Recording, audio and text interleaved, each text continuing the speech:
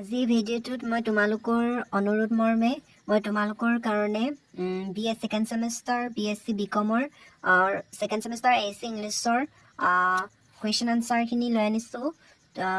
তোমালোকৰ মাজৰে এগৰাকী মোক হোৱাটছএপ কৰি জনাইছিলে যে এই কেইটা কুৱেশ্যনৰ ভিডিঅ' বনাব লাগে বুলি, সেইকাৰণে মই তোমালোকৰ কাৰণে ভিডিঅ'টো আগবঢ়াই লৈ আনিছোঁ। চ' তোমালোকে সম্পূৰ্ণৰূপে ভিডিঅ'টো চাবা, ভিডিঅ'টোত স্কিপ নকৰিবা, তেতিয়াই তোমালোকে সকলোখিনি বুজি পাবা। আৰু যিসকলে এই ভিডিঅ'টোৰ পৰা উপকৃত হোৱা তেওঁলোকে এই ভিডিঅ'টো লাইক কৰিবা, চেনেলটো ছাবস্ক্ৰাইব কৰি বেল আইকন বজাই দিবা, যাতে মই তোমালোকৰ কাৰণে এনেকুৱা ধৰণৰ ভিডিঅ' আগবঢ়াই লৈ যাওঁ। চ' তোমালোকে ভালদৰে চাই যোৱা। তোমালোকৰ এক্সামত আহিব পাৰে যে হোৱাট ইজ ডকুমেণ্টিং। চ' ডকুমেণ্টিঙে তোমালোকৰ এইটো ইম্পৰ্টেণ্ট কুৱেশ্যন হয়, যিটো ইয়াত ধুনীয়াকৈ দি থোৱা আছে যে তোমালোকৰ ইউনিভাৰ্চিটিৰ CBCSৰ পৰা 2029 আৰু 22ত মানে আহিছিলে, সেইটোৱে ধুনীয়াকৈ দি থোৱা আছে। চ' তোমালোকে ভালদৰে চাই যোৱা।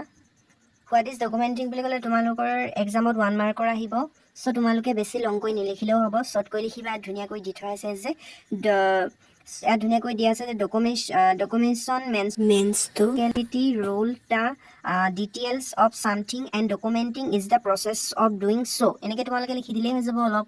অলপ চলপ বেছি বা লংকৈ নিলিখিলেও হ'ব তোমালোকে, যিহেতু তোমালোকৰ এক্সামত 1 মাৰ্কে আহে এইটো। ইয়াৰ পাছতে তোমালোকৰ ইম্পৰ্টেণ্ট 2 নম্বৰ কুৱেশ্যনটো হয়, যিহেতু তোমালোকৰ ইউনিভাৰ্চিটিৰ ফাইনেল এক্সামত তোমালোকৰ আহিছিলেই যে CBCSৰ 19 আৰু 22ত আহিছিলে মানে ফাইনেল এক্সামত। চ' তোমালোকে চাই যোৱা what are the step involved in ডকুমেণ্টিঙৰ ক্ষেত্ৰত কি ষ্টেপ আমি মানিবলগীয়া হয়, এনেকৈ তোমালোকৰ এক্সামত আহিব। ইয়াত তোমালোকৰ 4 মাৰ্কমান থাকিব। কিতাপখনত ধুনীয়াকৈ দিয়া হৈছে ষ্টেপ ফৰ ডকুমেণ্টিং বুলি ধুনীয়াকৈ পইণ্ট ৱাইজত দিয়া আছে। চ' তোমালোকে এনেকৈ পইণ্ট ৱাইজতে এক্সামত লিখিবা, যাতে তোমালোকে ভাল নম্বৰ পাবলৈ সক্ষম হয়। চ' ইয়াত দিয়া হৈছে যে 1 নম্বৰ পইণ্টত the first step in the documenting is to get hold of all information necessary. ইমানখিনি তোমালোকে লিখিলে হ'ব। যিহেতু 1 মাৰ্ক এনেকৈ পইণ্ট ৱাইজত থাকিব, তোমালোকে সেইকাৰণে পইণ্ট ৱাইজতে লিখিবা, যাতে তোমালোকে ভাল বা নাম্বাৰত কোনো ধৰণৰ কটা নাযায়। চ' তোমালোকে চোৱা যে 2 নম্বৰ দিয়া হৈছে written on executive summary wish নেচেচাৰিটি চাম up what Euro have documented. এনেকৈ তোমালোকে এইখিনি লিখিবা। ইয়াতো দিয়া, এইটো মানে শ্বৰ্টকৈ আছে। তাৰপিছত তোমালোকে 3 নম্বৰত চাবা, ইয়াৰলৈকে লিখিলেই হ'ব ৰাইটেড। চ' তোমালোকে এইখিনি নিলিখিলেও হ'ব। 4 নম্বৰত চোৱা the language use should be small and precise. এনেকৈ তোমালোকে প্ৰেচেছ ৱাইজ এনেকৈ তোমালোকে এনেকৈ লিখিব পাৰা, এনেকৈ শ্বৰ্টকৈ লিখিবা। এইফালেও তোমালোকৰ দি থোৱা আছে। চ' তোমালোকে 5 নম্বৰটো চোৱা there should be a logically progress in the report or document। এনেকৈ অলপ লিখিলে হৈ যাব। তোমালোকে পাৰিবাই, তোমালোকে এইখিনি ইজি হয়, বেছি হাৰ্ড নহয়।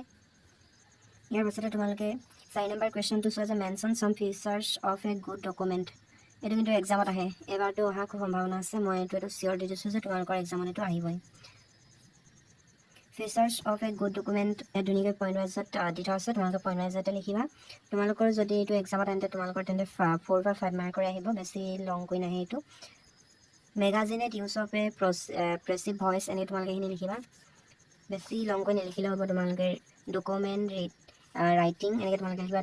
2 নম্বৰ পইণ্টত তোমালোকে লিখিবা ইউজ ফৰ কেচি heading and battle points. People today R constantly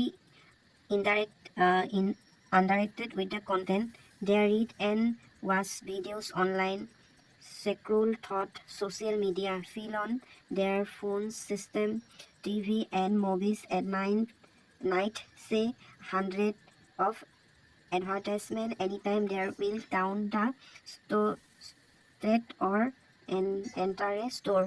এনেকৈ তোমালোকে ইয়ালৈকে লিখি দিলে হৈ যাব। বেছি লংকৈ লিখিব প্ৰয়োজন নাই, ইমানখিনি লিখি দিলে হৈ যাব। তাৰপিছত তোমালোকে এইখিনি চাই যাবা। তাৰপিছতে তোমালোকে 3 নম্বৰটো চাবা ৰেডেক্স ইউজ এ বাৰ্ছৱৰ্ড এণ্ড ইনকাৰেঞ্চ অৰ্থাৎ effective document will অলৱান the encourage. এনেকৈ তোমালোকে লিখিবা। ইয়াৰ পাছতে তোমালোকে ইয়াৰলৈকে লিখি দিলেই হৈ যাব, বেছি লংকৈ তোমালোকে লিখাৰ দৰকাৰ নাই। তাৰপিছত তোমালোকে 4 নম্বৰত তোমালোকে এইটো লিখিবা। ইয়াত শ্বৰ্টকৈ আছে, তোমালোকে ডকুমেণ্টছলৈকে এনেকৈ তোমালোকে লিখি দিবা। তাৰপাছতে তোমালোকে 5 নম্বৰত দি থোৱা আছে। 5 নম্বৰত তোমালোকে নাচালে হৈ যাব। তোমালোকে 4 নম্বৰলৈকে তোমালোকে মনত থৈ দিবা। 5 নম্বৰটো যিহেতু লংকৈ আছে, তোমালোকে 4 বা 4টা পইণ্ট চালেই হৈ যাব তোমালোকে, যিহেতু তোমালোকৰ এক্সামত 4 মাৰ্ক মানহে এইটো 4 মাৰ্ক মানহে আহিব। তাৰ পাছতে তোমালোকে চাই যোৱা 5 নম্বৰ কুৱেশ্যন আছিলে যে ডকুমেণ্টটো showcases the gym and sport facilities of your college, অৰ্থাৎ তোমালোকৰ কলেজৰ জিম আৰু স্পৰ্টছৰ কাৰণে এখন ডকুমেণ্টিং বনাবলৈ কৈছে, আৰু মই বনাই দিছোঁ। চ' তোমালোকে চাই যোৱা, তোমালোকে এনেকৈ টাইটেল দি দিবা, চাই যোৱা তোমালোকে ভালদৰে। তাৰপিছত জিম ফেচিলিটিজখিনি তোমালোকে এনেকৈ পইণ্ট ৱাইজত লিখি দিবা, কি ফেচিলিটি আছে তোমালোকে লিখি দিলে হৈ যাব। তাৰপিছতে তোমালোকৰ স্পৰ্ট ফেচিলিটিজখিনি তোমালোকে লিখি দিবা, পইণ্ট ৱাইজত কি ফেচিলিটি আছে, ক্ৰিকেট ব্ৰেকগ্ৰাউণ্ড আছে। তাৰপিছত তোমালোকে লিখিবা যে ফুটবল ফিল্ড আছে, এনেকৈ তোমালোকে লিখিবা বাস্কেটবল কোচ আছে, এনেকৈ তোমালোকে লিখিব পাৰা যি আছে। ইমানখিনি তোমালোকে লিখি দিলে হৈ যাব। এইটো তোমালোকৰ যদি এক্সামত আহে তেন্তে তোমালোকৰ 10 মাৰ্ক আহিব। মই শ্বৰ্ট কৰি দি দিছোঁ যাতে তোমালোকে নাম্বাৰো ভালকৈ পাবলৈ সক্ষম হোৱা আৰু তোমালোকৰ মনতো থাকে। তোমালোকে বুজি ল'বা, কিন্তু তেতিয়াহে তোমালোকৰ মনত থাকিব। তাৰপাছতে তোমালোকৰ 6 নম্বৰ কুৱেশ্যনত দিয়া হৈছে যে জেনেৰেল ছেক্ৰেটাৰী ইলেকশ্যনৰ কাৰণে তোমালোকৰ মেনিফেষ্টো ডকুমেণ্ট বনাবলৈ কৈছে। চ' তোমালোকে ডকুমেণ্টখন এনেকৈ বনাবা, তোমালোকে টাইটেল দিবা, তাৰপিছত তোমালোকৰ ইয়ৰ ফুল নেম, এনেকৈ তোমালোকে কিন্তু তোমালোকৰ ফুল নেমটো লিখি নিদিবা, এক্সামত তোমালোকে এনেকৈয়ে লিখি দিবা। তাৰপিছত তোমালোকে আৰম্ভণিৰ পৰা এনেকৈ লিখি দিবা। তাৰপাছত মাই ভিজনছ, তোমাৰ দৃষ্টিভংগীটো এনেকৈ দিব লাগিব। তাৰপিছত মাই প্ৰমিছ, তুমি কি প্ৰমিছ কৰিবা যদি তুমি মানে জেনেৰেল ছেক্ৰেটাৰী হোৱা, এইখিনি তোমালোকে লিখি দিবা। এইটো কিন্তু তোমালোকৰ 10 মাৰ্কে আহিব এক্সামত। চ' মই তোমালোকৰ ইজিকৈ লিখাই দিছোঁ, বেছি হাৰ্ডকৈ লিখাই দিয়া নাই। ইয়াৰ পাছতে তোমালোকে 7 নম্বৰ কুৱেশ্যনটো চাবা যে student workshop browse on online teaching technologies, তোমালোকৰ মানে এইটো লিখিব লাগিব টেকন'লজিৰ ওপৰত, অনলাইন শিক্ষাৰ ষ্টুডেণ্টৰ মানে অনলাইন শিক্ষাৰ টেকন'লজিৰ ওপৰত তোমালোকে মানে চ' তোমালোকে ৱৰ্কশ্বপ বনাব লাগিব ব্ৰাউজাৰ অনলাইন টেকন'লজি। চ' তোমালোকে ভালদৰে চাই যোৱা। তাৰপিছত টাইটেল লিখিবা, ডেট লিখিবা, এইখিনিকে তোমালোকে লিখিবা, ইজি হয়, বেছি হাৰ্ড নহয়, হাইলাইট কৰি দিবা তোমালোকে। তাৰপিছত ৰেজিষ্ট্ৰেশ্যন এনেকৈ তোমালোকে লিখি দিবা, registration date, last date, certificate will be received all পাৰ্টিচিপেণ্টখিনি এনেকৈ তোমালোকে লিখি দিব পাৰিবা। ইয়াৰ পাছতে তোমালোকে 8 নম্বৰ কুৱেশ্যনটো তোমালোকে এনেকৈ লিখিবা, browse for a new ethnic restaurant, এনেকৈ তোমালোকে এইখিনি লিখিবা। শ্বৰ্টকৈ লিখাই দিছোঁ, বহুত লংকৈ লিখাই দিয়া নাই মই তোমালোকক। তাৰপিছত তোমালোকে এনেকৈ লিখিব পাৰিবা কণ্টেক্ট ইউজ, তোমালোকে ফোন নাম্বাৰ এনেকৈ লিখি দিবা। তাৰপিছত তোমালোকে এনেকুৱা মানে নক্সা আঁকি দিবা, ফোনৰ নক্সা বা লোকেশ্যনৰ নক্সা। তাৰপিছত তোমালোকে এনেকৈ www. এনেকৈ তোমালোকে লিখি দিবা।